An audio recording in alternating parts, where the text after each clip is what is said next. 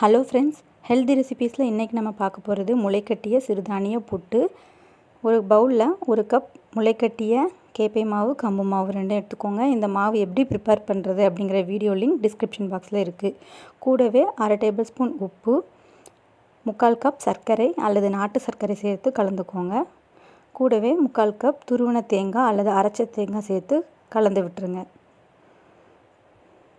அதுக்கப்புறமா கொஞ்சம் கொஞ்சமாக தண்ணியை சேர்த்து பிசைஞ்சு எடுத்துக்கோங்க. நிறைய தண்ணி விட்டுட்டிங்க அப்படின்னா புட்டு ஹார்ட் ஆயிரும். ஒரு 1/2 கப் போல் தண்ணி விட்டுக்கோங்க. உதிரியாக பிசைஞ்சு எடுத்துக்கோங்க. அதை ஒரு கரண்டியில் வச்சு புட்டு ஷேப்பில் செஞ்சு எடுத்துக்கோங்க. இட்லி பிளேட்டுக்கு மாற்றி வச்சுருங்க.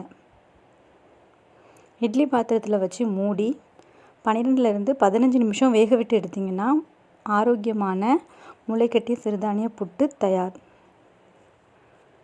செஞ்சு பார்த்துட்டு உங்களுடைய கமெண்ட் ஷேர் பண்ணுங்கள். சேனலை மறக்காமல் சப்ஸ்கிரைப் பண்ணுங்கள்.